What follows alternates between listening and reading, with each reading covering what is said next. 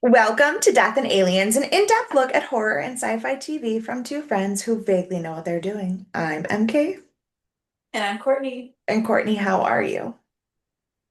I'm exhausted. I realized as you were saying the intro that I was supposed to talk about something, but Mm, that's okay. I've been tired like all day, and I was so sick last week. I don't know. So if you recall, before we got off, I don't think it was in the recording, but I said I'm starting to get a headache, so I'm gonna go like, eat something or lay down. okay. Um, I threw up for the next 3 days. I'm so sick. Like that, like all of last week, I was just like down for the count until Friday. Oh, God. It was miserable. I went to work on Tuesday. I should not have, but I didn't. I thought it was a migraine. And I was like, I'm gonna just like push through another day. I'm gonna go to sleep tonight. It'll be fine. Was not. It was not fine. And so then Well, I didn't go to work on Wednesday. that's crazy. You remember how last week I was fine, but the week Mhm. before I had like the one night I like took my pill the wrong way and threw up, and then the next night I had a Mhm. migraine so bad I threw up. Well, then Dan, because his sister was still in Rochester, he t two different times got a migraine driving back from Rochester. And I was like, I think I looked it up and there actually is legitimate reasons why when you drive at night and if you have photo like light sensitivity, it can trigger a migraine. But Mhm. I was like, your sister needs to come home because we can't do this anymore because we're both just sick all the Right. time. We can't function this way. Um, yeah, no, I agree, and I didn't function. That is the result of that. Um, Thankfully, I had worked a lot of hours the last couple weeks before, so next week's gonna suck, but all of my bills are gonna get paid this month, which is what's really important today. Um, and I'm just like hella ready for fall, or like October. I know it's like in 2 days, so Yeah. I'm like so ready though. We've been planning our cruise and like they have like a murder at the Met Gala is one of the themes. So I'm playing around with like how I'm gonna dress up for that. I don't know what I'm wearing for Halloween. I guess I'll Wait, figure that out one I'm day. pretty sure when is your cruise? November 3rd through 7th. Oh, okay. Well, because I couldn't remember what the reason why you couldn't record October 20th was. Because this is the episode that That's comes the up. day of my swearing in. Oh, right. Unless I fail. Got it. Then I So I was guess I'll be like, free.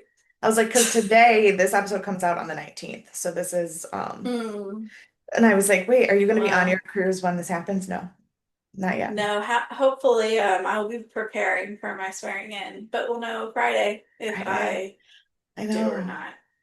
I'm so excited. I cannot wait to know how it's gonna go. Um, but, but my friend Amy had a party this weekend that was like super fall themed, and they made like Mm. some really delicious like treats and stuff. And it was all the way in Baton Rouge, so I had to drive all the way to Baton Rouge, but it was fine. My friend Kirsten went with me, um, and I joined two book servers that are just for like October readathons, like Mm. challenges. So I've got a lot of spooky books on the way. Um, and I'm just very excited about October because nothing else brings me joy. So, Yeah. oh, because I didn't sleep. That's what I was trying to say. That's where Mm. my brain started this. I was Mm. like, why am I so tired today? Why don't I feel good today? Because you haven't Because been I fell sleeping. asleep on my couch at 1 a.m. and left all the lights on because I was like, I can't sleep on the couch. But then I just stayed on the couch and only slept like 2 hours with all the lights on. And so, like, obviously, don't feel good today. Yeah. But I'm fine. How are you? I mean, I feel probably a little better than you do because yesterday was a very good day for the Buffalo Bills. I know. It was actually a really good day for It the was Saints, too. I understand we lost, but it was a good game. it was a really good game. There's a little sneaky guy on your defense that is pretty fantastic. I sometimes watch those games and then get sad that fantasy football drafts an entire defense instead of defensive players Yes, I do that all because the time. I um do that all the because time. there are occasionally just like really good defensive players that I'm like, I don't want the whole team, I just want that guy. Right, Um, just that guy. And yeah. like our defense has not played that way this year, nor has our offense. So No, that was all very new to yesterday. and to be fair, But the Bills probably could have, I don't know. I was mad at the Bills for most of the game because while he is good, and I'm glad he's earning his paycheck, when you've tackled James Cook 4 times without having him go more than 3 yards, maybe throw the fucking Yeah. um Yeah, I know. My other Bills fans were mad too. They were texting me. They're like, "This is supposed to be a shutout." And I was like, "I'm surprised as all of you." So yeah, I mean, I don't know what to tell you. I'm I'm glad because pleased. I'm glad that it was actually a good game. Like I enjoyed watching it because it was Mhm. actually a good game. Um I I did have to like take back because before the game started, I literally just told Dan like 8 times how bad of a quarterback Rattler is, and then he like did things, and I was He like, is. That and I wasn't was Rattler. He was possessed by, I don't know, a demon maybe. That's not the Rattler. one when he started running, I go, I didn't. Rattler has He's legs. never run. He doesn't even know how to run. He doesn't know what that is. So It was very yeah, strange. But I was mostly like I was so angry because Dalton Kincaid got I think like 1 carry for the whole nothing. game. He got nothing. It's wild. My fantasy team was wrecked. Um, and James Cook could not make a first down to save his life. I was I had good points with James Cook though, I think. well, yeah, because you get probably get points every time he runs. And no, and he did. And he got a touchdown, He did. He have a didn't he? touchdown. No, he did have a Okay. touchdown. He had a couple big plays, but he had so many carries, and so many of them were for like 2 yards. Yeah. Yeah. We had more third Okay. downs than I would like to ever see again in that game. Yeah, well, DK Metcalf and Gainwell basically won me fantasy this week for that team. Well, my It was a wild game. I was very, very nervous for my fantasy team because I don't know if you know, but Lamar Jackson got injured yesterday. Oh, I know, because he's on the same team that I have Malik Neighbors on, in case you're wondering. Didn't win that game. Oh Didn't win that no, no! one. Dan just told me, he goes, "Did you know Malik Neighbors had tore his ACL yesterday?" And I go, "He's the only good player on that team. They're He's the only fucked." one I care about. He's That is the that I was is like, the end of me and the Giants. I have cut The ties with them. Giants without Malik Neighbors is not a team. Well, Oh, well, Scadabo's okay, but like but for now he's gonna hurt himself though because he doesn't play smart. He plays yeah. rough. But like I have been holding on to this tiny shred of. I lived in New York. All of my friends were Giants fans. I felt bad because they never win. So I was like, I'm gonna just cheer for them when they're Well, not against teams I like. And then they did that stuff with Barkley, and then they did the same thing with Daniel Jones, and then they got Russell Wilson, and I was like, I'm only holding on by a thread, and it is well, Malik see, Neighbors. and because so Brian Dable, their coach, was Buffalo's coach, and then he left us and Well, went to the he's a Giants. moron. He's a Good terrible for coach. you. He's a terrible coach. But God. I was like, okay. So I didn't like them, but now that they've lost their only like reasonable person, I'm like, "Mm." But so Lamar Jackson got injured yesterday, so he was down to Mhm. 12 points, and I don't think I got that many with him. I have 12.6 was what I got for because our league is a little bit QB heavy for points. I got 10.68. So not like too much less than Not you. too much. But so I got, and I was like, oh my God, I'm gonna lose, I'm gonna lose. And to be fair, I was really close. It was like a really close, I might win, I might lose. But she has the cousin that I'm playing against, she has somebody playing tonight. So I was like really stressed because I was like, I don't know. Mm. And then I went to bed. And then the Packers game continued while I was I in have bed. Packers defense, and I lost. I have -5 points for my Packers defense. I same team by the way that I have Malik Neighbors and Lamar Jackson on. But I have Josh Jacobs on that team. So when I woke up this Mm. morning and saw that he had 32 points, I was like, and I go, what happened? What happened? And Yeah. Dan goes, the game ended in a tie in overtime when they both got field goals. And I go, what time did you come to bed? He goes, I didn't finish the game. I go, oh, okay. Seriously, what the fuck happened? I left Rachel's as the fourth quarter was starting. It takes me 15 minutes to drive home. So I was like, I'll catch the end of the game still. No worries. I get home and there's like 2 minutes left and my chat has blown up. And I was like, this has been the most boring, godforsaken game I've watched my entire life. Yeah, I guess until the fourth quarter. right. And then I was But like standing up watching the game for the overtime. Oh my gosh. yeah, but I so watched the whole game. Josh Jacobs got me 32 points, and Egbuka, who is a wide receiver for the Buccaneers, got me 20 points. So I am still going to win unless somehow magically Chase Brown gets 32 points. And I don't think the Browns can, or the Bengals can do that. No. I'm gonna lose that league unless a chain gets me 70 points. Mm. Um, so But that that one didn't do what a well. shit combo to have all of those people on the same To have fantasy team. Lamar Jackson, Malik Neighbors got me 4 points, and then I got -5 for the Green Bay Packers. I was like, what is happening today? What is wrong with the world? I did still win my money league. I'm 4-0. I'm one of two people that's Yeah, 4-0. But last week I won because the Minnesota Vikings defense decided to get mm, 34 points. This week I won yeah, because Josh Jacobs decided to catch the ball 32 points worth of times. every 5 minutes. He Yeah. had two touchdowns, 86 rushing Hmm. yards and 71 receiving yards. Yeah. Okay, so I was Yeah. like, He was sure, on one. he was on one, and I was like, okay, I'll take it. Which is shocking because everything was going to Dobbs for a while. But then I Yeah. guess like third quarter or so, they like started Well, rocking and him that's the thing. out. I went to bed at halftime, and Josh Jacobs had no Mm, points, and I was like, I'm gonna lose, and it's fine. Like whatever. Like it's not. I would have won if Lamar hadn't gotten hurt, right? Woke right. up this morning, go. I went to bed with 90 points, and now I have 110. What happened? Yeah, Yup. but so I'm also tired, and everything is weird. But like, I also weirdly today had like a manic feeling where I got home from work and didn't feel stressed. Like I'm I not don't caught up on understand everything I need that. to be caught up on. Like I definitely, but like I was like, I'm not worried. And I was like, Hmm, who am I? I don't know that person. that's not right. It's not, but we're here. So I love that for you. thanks.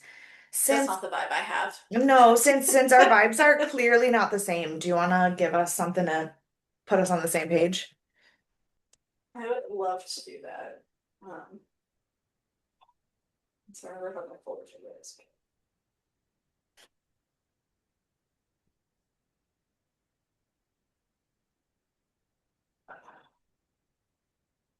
Vitality shows not only the ability to persist, but in the ability to start. F. Scott Fitzgerald.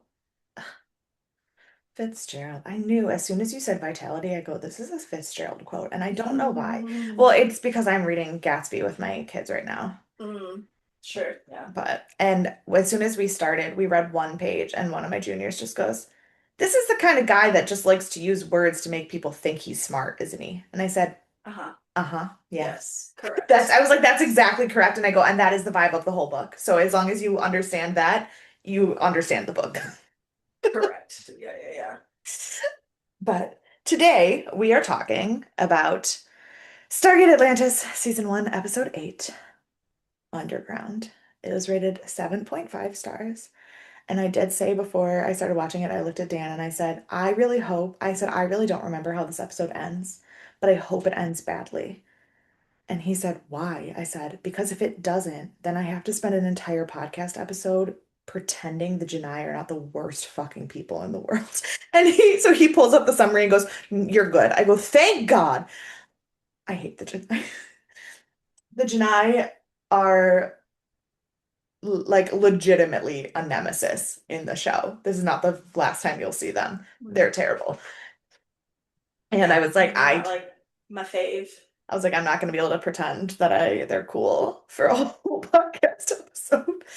Um, it premiered on August 27th, 2004, which we have already discussed because we watched the Stargate SJ1 episode that aired the same day already. It was directed by Brad Turner, written by Peter DeLuise, with story editing by Martin Garrow, and edited by Brad Rines. So nothing new there. The guest is a little shocking to me, just because I was surprised that this person was listed higher. Because the guest star that was the highest listed was Erin Chambers, who plays Sora, the daughter. Mhm. Um, like I said, the Janai will be back, so we will talk about Colin, but Erin Chambers is known for Shameless, The Amendment, and Scandal.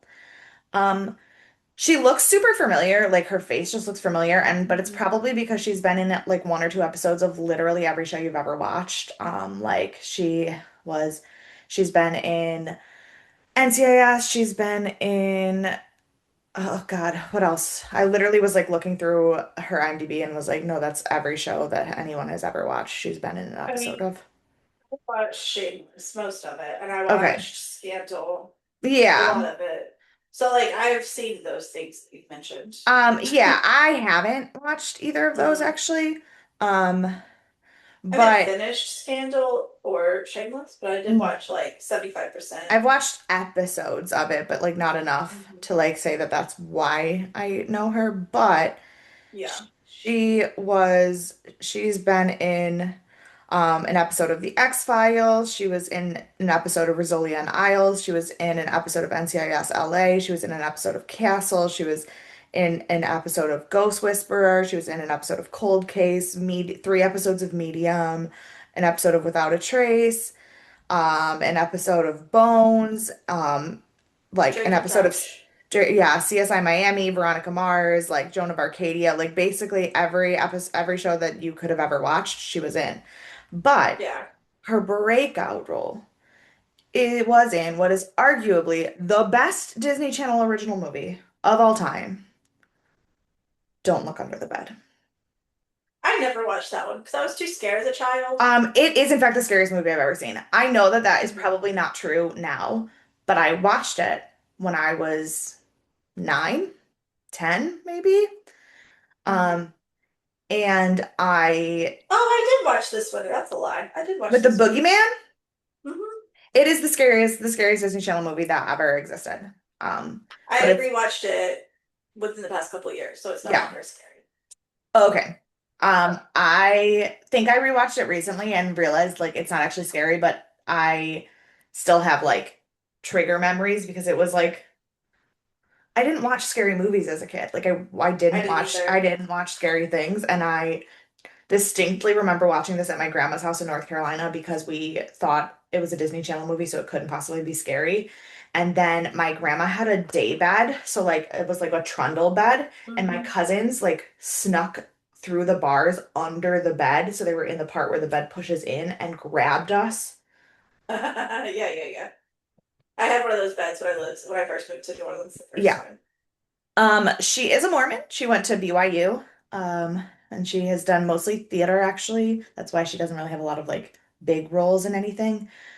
She was nominated for a Robbie Award, which I then forgot to look up what that is. But it's something to do with theater in the Pacific Northwest. I don't know. For playing Joanna in Sweeney Todd. She has Mm. not posted anything on Instagram since 2019. So who knows what she's doing right now. But my favorite trivia fact about her is something that really only matters to Stargate fans, and that is that her husband's name is Carson McKay. As in Rodney. Well, as in Carson Beckett and Rodney McKay, like the Yeah, yeah, Statler and yeah, yeah, Waldorf yeah. of I love of it. Stargate. So, um, It's meant to be. and her son's name is Roan, which is not Ronin, but it's close, and that name means nothing to you now, but it will. Um, Okay. yeah. Um, so we start with the team in a meeting discussing potential new trade partners. The people are that they just met are farmers, and they don't seem to have any help for defending Atlantis, but they still want to talk to them because they may have other allies that they could get them in touch with, and they definitely could help Atlantis get its farming up and running because the people on the continent do not yet have food, and they need to get crops before Rodney eats the entire colony out of house and home single-handedly. Well, which is what he's basically said he's trying to do because he doesn't want to starve to death. He said he needs to get his fair share before the food's all gone. All right. Um, Which first, apparently is 50% of everything. right. And first of all, Everyone's portions. everyone's share. Rodney eats a lot. We see that Mhm. every episode. He's eating something, but Rodney is a high-strung man with a lot of Yeah. anxiety. No one with anxiety to that degree should have 12 cups of coffee a week, let alone a day. Unless you have ADHD, apparently, because I don't Yes. have it a day, obviously, Yeah. but No, Dan does the same thing. Coffee actually like gets him, mellows him down. Like he drinks coffee instead of taking Adderall, basically. Like, and that's how he functions as a teacher. I totally get that. Um, Rodney might have ADHD. Probably he's just autistic. But when you're that fidgety, and it's not like the coffee's helping. Like you can right, tell, it's clearly you not. can tell the difference between Dan pre-coffee and post-coffee. The coffee is not helping Rodney. No, no. Um, so while watching Rodney shove a peanut butter sandwich in his face, Weir approves the mission to go ahead and let them meet the farmers because, yeah. So they arrive, and Taylor leads them to meet Tyrus, who is the person that she has traded with previously. And he is very wary of the team, mostly because they have weapons, and he doesn't really like that. And he thinks that they shouldn't bring weapons to trade. He also somehow gets it in his head that Taylor is like somehow like kidnapped and forced to work with them instead of like actually choosing. And then he gets super upset because he thinks John is hitting on his daughter. Yeah, Which it's a wild time. John is just the most awkward person in the world, because he says, "This is my daughter," and John says, "Congratulations," because he doesn't know what the fuck else to say. Not because he's like, "Wow, she's a babe." It's like he literally doesn't know what else to say in that situation. He is not meant for human communication. Humans, yeah. And Tyrus is immediately like, "She's gonna get married," and he's like, "Oh, again, Okay. congratulations!" Like, what the fuck happened? But he agrees to let them meet Cowan to talk about trade. Then, as they walk away to the village, Tyrus uses a device on his wrist to radio in, and he says, "I'm bringing them in. All operations must go to silence mode," which is a pretty sus thing for a non-advanced farming civilization. Yeah. I mean, Um, the fact, like, even just the fact that he had the communication device, like, much less whatever they're shutting down. right. And then Like, we get the credits. So, in the village, when discussing things with Cowan and Tyrus, they offer medicine in exchange for food.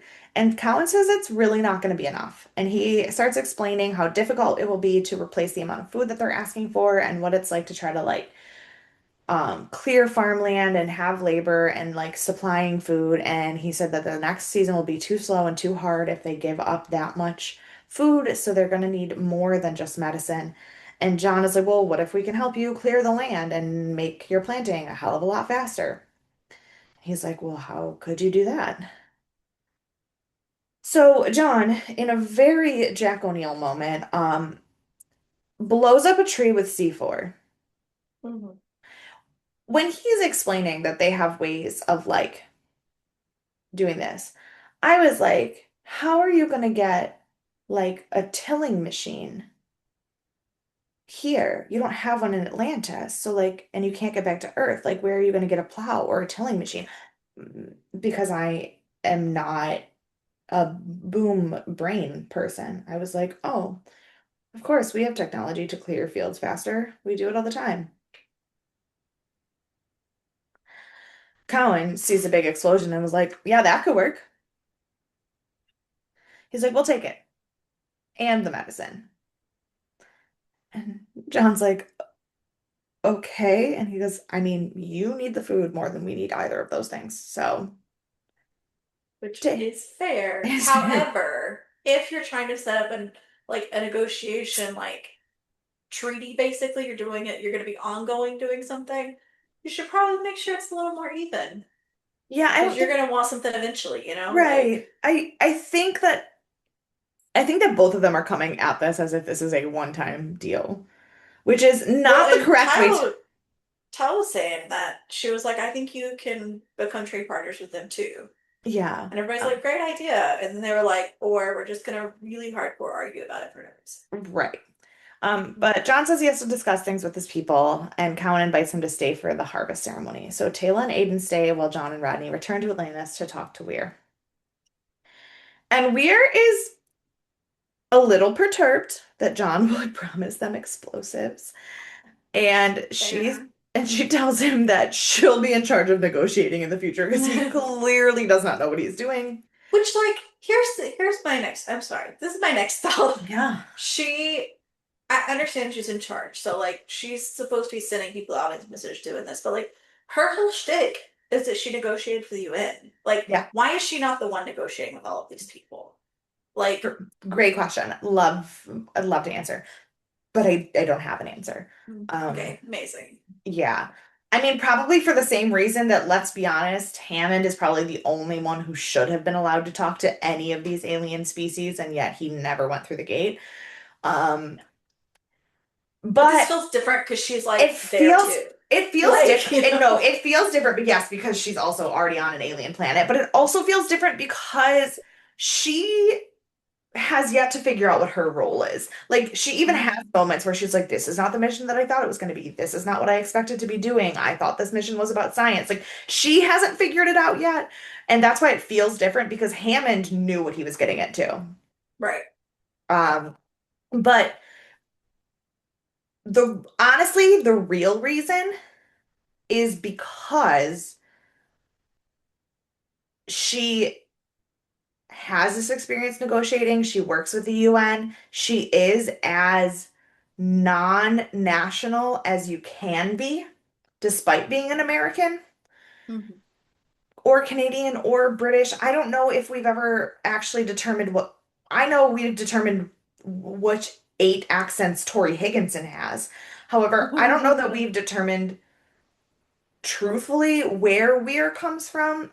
I I, think she was US because they talk about like that last episode of Stargate that where she was yes. like created they that she was the negotiator for the US and the UN and that's why they were bringing her I on. believe so. I believe, like, as far as I remember, she's American, but also who Who knows? knows? Because Right. that was a different actress. Fair. Um, but I think it's important that, like, if she is the one, she's the one that all these other countries agreed to leading. She is as, like, basically as bipartisan as you can be. She's not attached, despite being American, she's not attached to America being in charge. And if she were to relinquish control of the base in order to go on these missions, that would put whatever country her second in command is in Mhm. charge, and then it would potentially be catastrophic for all these other countries who are supposed to be working together. Yeah. Although there is still a hole in the logic of that because it's not like the countries will find out because they can't get back to the Earth. So That's what I'm saying. Like it's it'd be different if she was like like if she was back in the US, like right. It would at be Stargate different if she was Command. like, if she was, would be different if she was actually like reporting to the UN and the president and anything like that. Right. But people probably think they're dead for all we know. Like Yeah, they've just disappeared and never came back. right. So these are all valid questions that I don't know that anyone really thought too deeply about the answer. Mm. Um, so despite her chagrin, she agrees to let them take the C4 because they are in fact in desperate need of food. Right. Um, Back on the planet, Tayla and Aiden are having a great time at the harvest party. And even though Aiden can't deal with the moonshine, Plus, it's far. and John and Rodney are lost on their way back to the village, but Rodney keeps picking up a radiation signal. So they decide to follow that instead of the directions that they were given on how to get back to the party. It But leads also, like, it does, like, there's not a lot of things there. So, I'm wondering how they got lost. I just don't understand their logic. trees are confusing. Yeah. Or why didn't they take someone who knew the path that could bring them back? These guys just don't look like the people you trust with a map, you No, know? no. However, Taylor gave them verbal radio directions on how to get back as soon as they landed, and John didn't listen. Mhm. And I don't feel like if Taylor had been with him, it would have been any better. He would have just still kept walking. He even says, I just don't, he says, I like straight lines. That's fair. That's fair. Which I guess makes sense because he is a Marine pilot Mhm. and they would prefer to just like fly over things. Or sorry, not a Marine, an Air Force pilot. I know what You knew you. what I meant, but I was wrong. I was like, because I was sitting there and I was like, Marines don't have pilots, do they? No. Okay. Anyway, he's an Air Force pilot, so he likes to just fly over shit instead of. I also, truthfully, sometimes, obviously, Peter DeLuise wrote this episode and he does have a sense of humor, but having met Joe Flanagan and listened to him Mhm. talk, I think some of John's dialogue is literally just him, like talking shit. Like I do just think he just says things and they keep it in the episode. That's so funny. Because I could see him being like, I don't know, I want to walk in a straight line. Like I can see him just like coming up with that instead of like having an actual answer for why he's lost. Right. Um, but this straight line path leads them to a barn with a weird hatch in it that reminds me very much of Smallville. And Clark keeping his ship in the barn. Um, It reminded me of a horror movie I watched recently about time travel. It has the girl from Ginny and Georgia, the child, Ginny. oh yeah, Um, yeah, it came out a couple years ago. It was like a slasher film. It was just like just okay. But they like had to go to like the barn looked very similar, but it was a time travel device. yeah. Nice. So that's all I thought about this whole time. But the hatch had been oiled recently, so someone's definitely using it. It's not like abandoned. So they decided to check it out and head underground. Um, the deeper they get, Rodney is worried. He thinks it's way too advanced for the Janai to have made it, and it's also blocking their radio signal, so they can't communicate where they are. Um, and John decides that they obviously need to just continue following the radiation signal, instead of going back up. And they find a wildly advanced underground civilization and then are immediately ambushed. I mean, obviously we knew from the beginning that there was something shady going on, Oh yeah, they're weird. but I don't know that this is what I would have guessed. So above ground, Cowan is notified that he must tend to a dispute, and he, Tyrus, and Sora all leave a very suspicious Taylor and Ford at the party. Um, and meanwhile, below ground, Rodney is pondering whether it is possible that there are two completely separate civilizations living on top of each other with no idea that the other exists. That would be the world's biggest coincidence. That's like if Disney World's underneath area was just like a different town and no one knew it was there, but like Walt Disney created it, it was like, this is my secret town. One of the shows that I worked recently, oh, it was the crazy thing was that it was Beauty and the Beast. So like it's a Disney show. Disney. But the kids who are Chip on the show, Hmm. one of the moms was talking to me backstage and she was like, "Is it true?" Because I was talking, because they had a week break after they came to us. So a lot of people were going to Disney because, use that in Disney employee free ticket thing. And so Absolutely. I was talking about like having worked there before as well. And she just goes, "Is it true that there's a whole underground city?" And I go, yes and no. I said there is an entire underground like tunnel system, because when Disney was originally built, so much of Florida was swampland that they were afraid of building the amusement park on ground level, so they basically created a concrete structure to build the park on top of. I go, so yes, but also it's not like a whole city, it's literally just tunnels.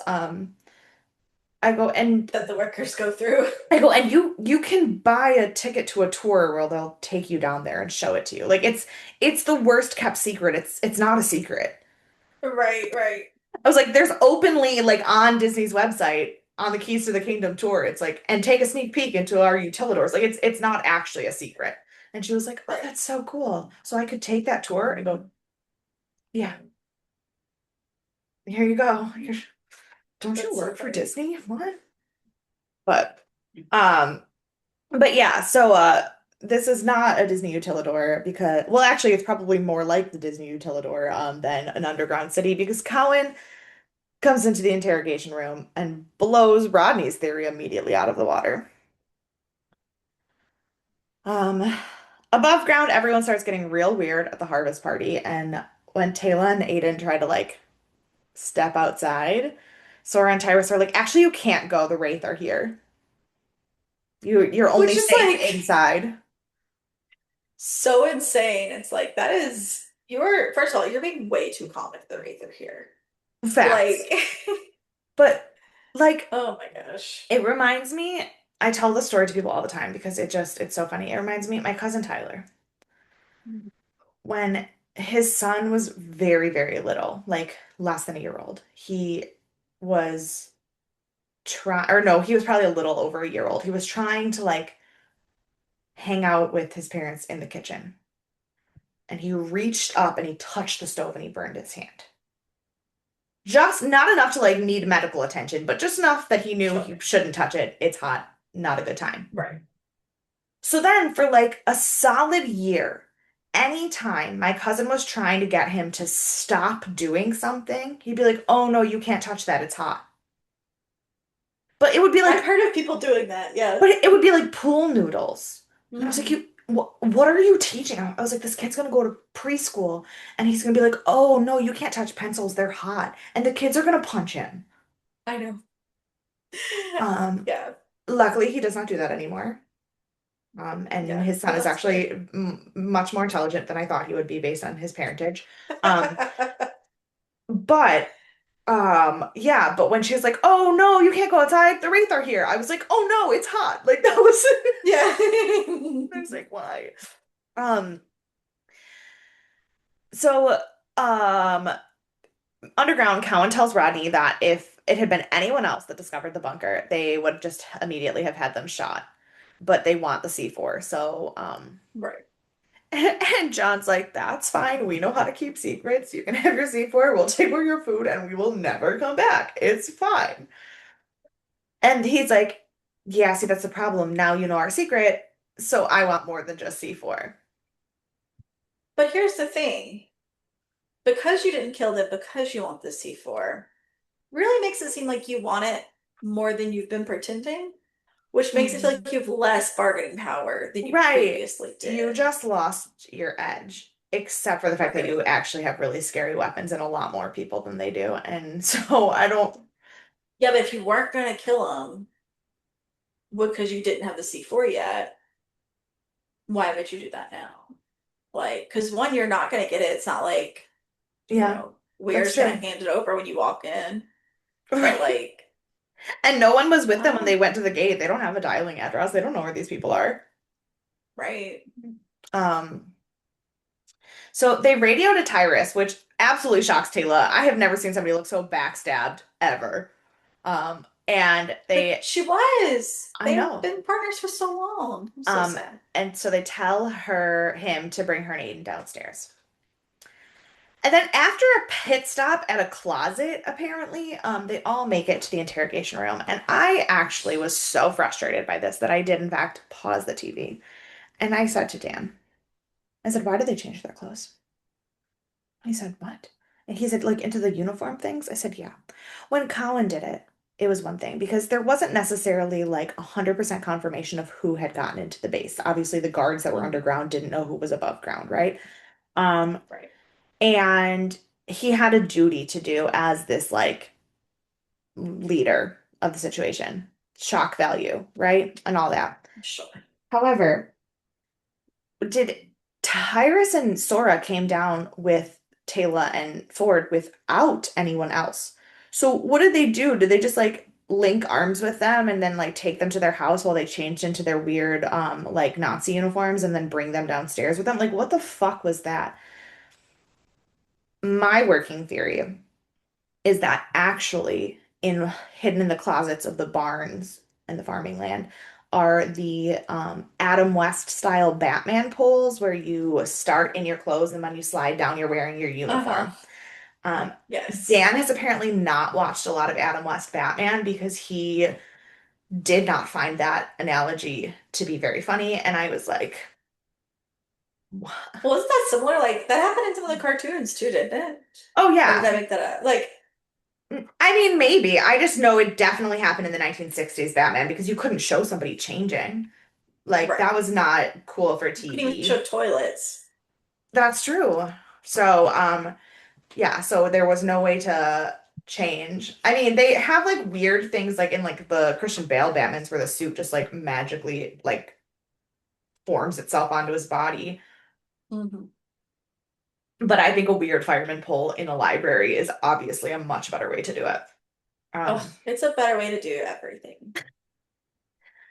so now that everyone is in their Batman outfits downstairs, he explains that the ruse of the farm is their only defense against the Wraith. But they're working on something that will save them once and for all. And Rodney immediately realizes it's an atomic weapon,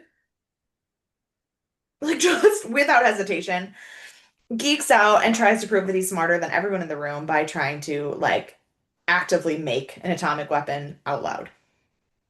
Yeah.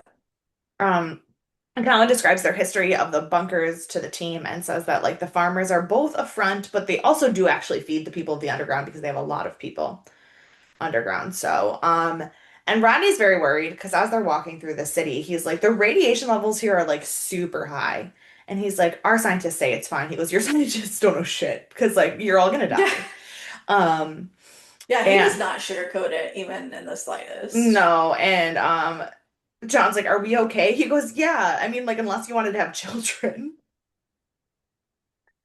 Um, Colin and Rodney start talking about the problems they're having with diffusing the uranium and like problem solving, and John interrupts them and is like, "Before you share all of the military secrets of the entire planet, are we allies or prisoners? Because like, if we're prisoners, we're not. This is not what we're doing."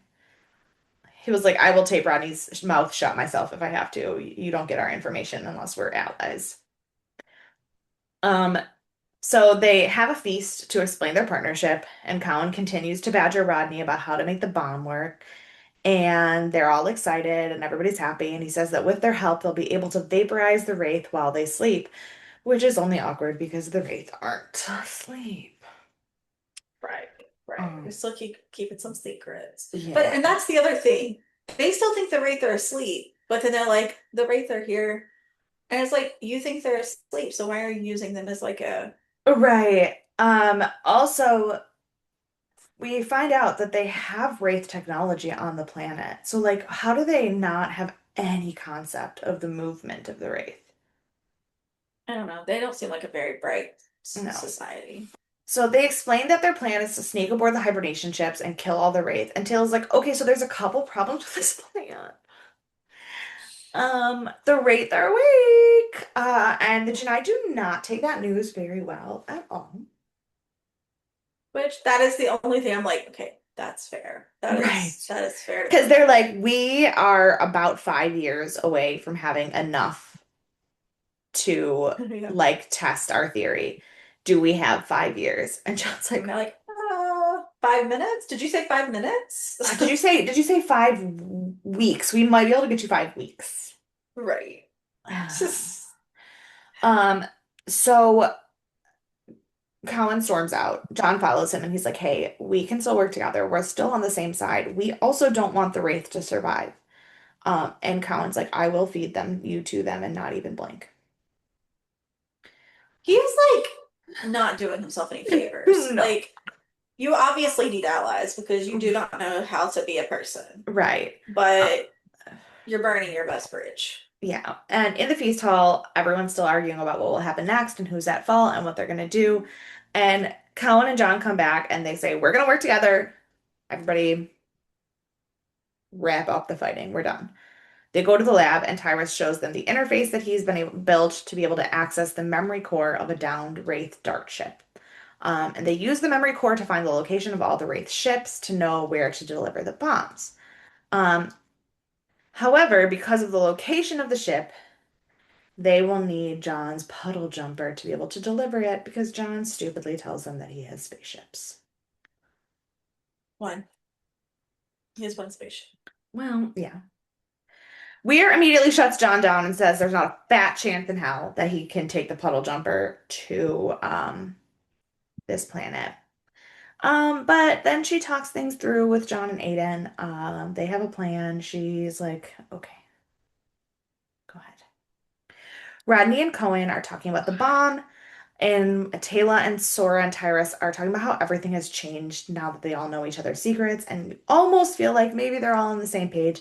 But then Sora gives like a really weird veiled threat about the fact that just because they traded with fairly with the Athosians doesn't mean they did with everyone, and there's plenty of people that they've killed.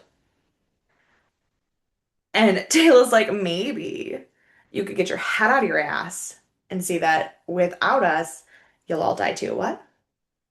Right, right, right. John arrives in the puddle jumper and everyone suits up to head out on their mission. And Sora is staying home just in case everyone dies, which I guess is fair. They have a whole bunch of other people on Atlantis who are not going on the mission too, so. Sure. Um, John says he's not going to actually physically hand over the C4 to Cowan unless the intel is actually correct and that they didn't just like make up this memory stick, so they decide to reluctantly trust each other and head out on their mission. John But lies he and says, can't like even begin to think they're gonna hand it over without some kind of confirmation. Like he's already lied to them and been caught multiple times and said he's thrilled to kill them like tomorrow if it happens. And I'm mm-hmm. like, and you think he's not gonna require some type of like insurance at this point? Like, John lies says that that's their only ship, which is good. I also was like, right, and Dan was like, Dan said something about him lying, and I go, to be honest, I don't even feel like it's really a lie though, because it is, obviously, but also no one can fly the puddle jumpers unless they have Atlantean genes. The Janai probably not very high in Atlantean genes, hence them existing on the same like uh galaxy as the Atlanteans and not like being a part of Atlantis. Um, so because the Atlanteans fled from Atlantis to Earth, which is why people of Earth and people in the galaxy that Earth is in have Atlantean genes, but the people in this galaxy probably don't. right. Although then that does bring in to the idea of the question of where did life start? I don't know. We don't know. This show makes timelines confusing. But Yeah. anyway, the Jedi aren't going to be able to fly the puddle jumpers.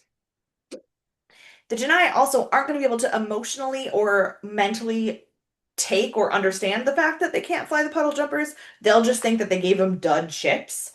Right. So by telling them he doesn't have any other ships, it's really just better for everyone. It's not even really a lie because the drama that would ensue if they gave it to them and Cowan couldn't fly it would be something I wouldn't want to deal with either. But it also shows like how much smarter like John is than Callum because like you have John who's like, I'm gonna also lie to you and I'm gonna make sure we're protected, Yeah. but I'm not gonna just threaten you to your face. I mean, when he threatens him, he'll threaten him back, but like Yeah. he's But like, he's, I'm gonna pretend like we're all in this together and I'm giving you everything I can. I'm not gonna just yeah. like straight up tell you otherwise. And Much better negotiator than Callum he, for sure. yes. And also, John is smarter when he lies because he doesn't lie emotionally. He lies Mhm. strategically. Because, like I Right. said, he could have told them the truth. They could have asked for more ships. It could have turned into a whole debacle. Mhm. So, or he could have said they had more ships and then fought them and said that they couldn't have them. Either way, it's a battle. Now he's just like, this is it, we're done. No more. They find the Wraith ship, and it looks like the Wraith are asleep, so they do head inside. On the ship, they find that the Wraith have people cocooned for later feeding.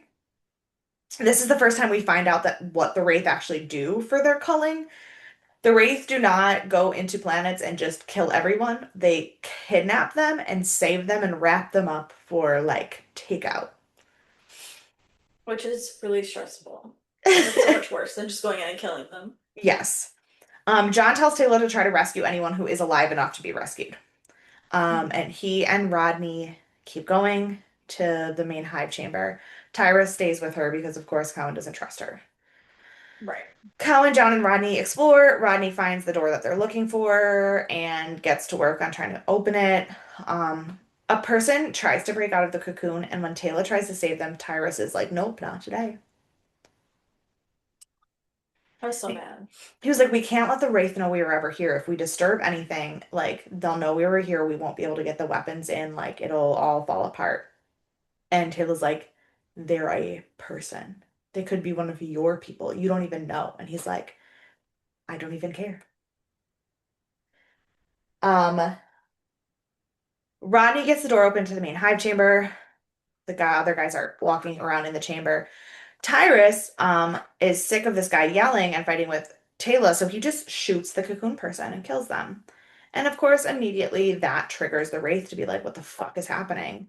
A I'm Wraith like, are you appear. kidding me? Like taking one of their takeout amongst multiples, they're gonna immediately notice that. You're like, we can't touch him, they're gonna know. But shooting a gun, you're like, they're never gonna hear this. Like, do I think that he's right and that the Wraith would notice if a thing was gone? Yes, I because do, but I think eventually, like not like I this yes, no, second, agreed. you I do know. think it would take much more time. Hmm. Are the Wraith calculated and planning and emotionless enough to like inventory all of the people on their shit like Sure. cocoons? Sure. Are they gonna find out somebody's gone? Yes. Is it probably gonna take like the idea of like, did somebody else eat them first to get there? Right. Maybe. However, the few awake guards on a ship full of everyone asleep is gonna hear a gunshot. Right. Um, Right. so the Wraith appears, he shoots Tyrus, Taylor shoots the Wraith and tells John that they need to get out of there. They leave Tyrus behind and get to the puddle jumper, and Cohen is not happy. So they return to the planet, and Cowan immediately orders an ambush. He had a bunch of people waiting in the woods to ambush them when they landed, and he accuses them of killing Tyrus and says that he is going to take all the information and all their stuff and the ship and the C4, and his only gift to them will that be that he doesn't kill them. Mhm.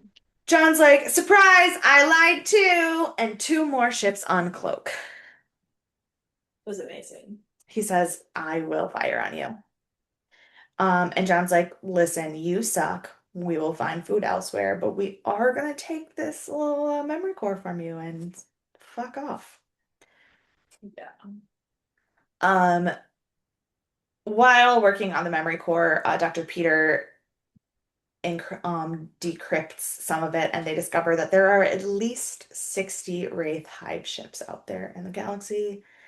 And so the Janai would have failed anyway, because there's just Miserably. too many.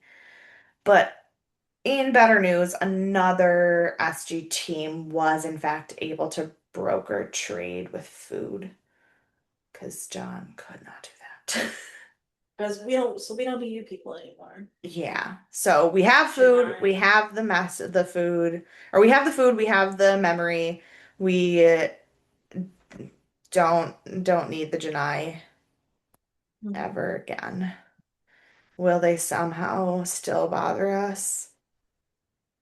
Sounds Probably. right. So do you have any thoughts, theories?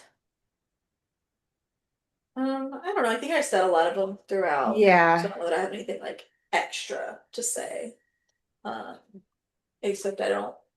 I know you say the Jedi will come back, and I'm sure they will, but I don't know. I'm wondering what's gonna look like next time.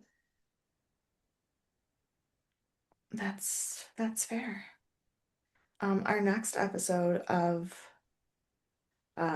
Atlantis does have some fun people we know in the show. Um, but before we do that, the episode of SG1 that we're watching next is SG1 season one, or not one, 8, episode, God, episode 9, which I think I Mhm. talked about before, but I don't remember. Oh, You did. it also has some fun people coming back. So we Okay. have a couple weeks of some fun guest stars. Excited. So, ooh, do you want to punch? Um, Valid. he Um, sucks a lot. He does suck a lot. He was my number one pick, but my number two, my second place, is weirdly not a Janai. I would like to Hmm. just punch the entire Janai civilization, society, Sure. everything, but I would like to punch Rodney because Rodney for sure helped no one in this episode. He whined a lot, he ate too much food, he complained about Mhm. everything, and he also was so full of his own shit that he almost Yeah. gave atomic secrets and weaponry to like basically the Nazis of the Pegasus Galaxy. Mhm. I So would have probably gone with Tyler second for shooting the Cocoon Man. Those are the two I was split between. that's totally fair. But also Rodney should have been punched, so Yeah. yeah. Who is your MVP? I was a little split, but I think I'm gonna go with John, even though he made a lot of dumb decisions like walking straight, etc., etc. Ultimately, they did give us the information we needed to know to protect our team. Yeah. And how we talked about how he like lied strategically so that he made sure that Yeah. like he never just gave it up, but he also like didn't stir things up too bad. So Yes. John would have been my first pick as well. My second pick was a much harder choice for me, but I gave it to Taylor, that's who I would have put it to. So because she didn't let her feelings about either group blind her mhm. from like trying to make sure everyone was doing the right thing. Right, right, So, 100%. yes. So, Yeah, that's why I would have done that too. yeah, so oh look at that. We're in sync. Remember how we started this episode? Totally different vibes, and now we're in sync. It worked. I worked. It It was F. worked. Scott Fitzgerald, the It smartest was man alive. Yep, that's it. We got it. We made Um, it. but yeah, so we like I said, next week we will be watching Stargate SG-1, season 8, episode 9. We and someone Courtney loves who we haven't seen in a while will be around, so that's always fun. Um, your eyes got Which one? so big. What? On which one? In the SG-1 episode, I said somebody that you love who hasn't been around in a while. I bet it's Brace Hacks. Of course, the other one's Thor, and we just saw him. Fair enough. But What about Jacob? We haven't seen Jacob in a while either. I don't like love Jacob. He's Oh, okay. fine. He's You know. fine. So, yes, so we will be watching that next Sunday, but first we will have an episode of American Horror Story to talk about on Thursday. And you don't have to watch American Horror Story, just watch our episode on Thursday because I'm sure it will be more entertaining than you could hope to imagine. Um, Can't so wait to if you talk about have any thoughts, theories, questions, concerns, you can email us. Or if you would like to make some fan art of people going down Batman poles into other costumes, Oh, that yes. would be amazing. I would be obsessed with that. I would do it, but I can't draw. So you can email us at deathandaliens@gmail.com or follow us on all of the social media at Death and Aliens. You can find me everywhere at EMKAY_superstar. And you can find me at CE Cloud 13. And we'll see you Thursday. Bye. Bye.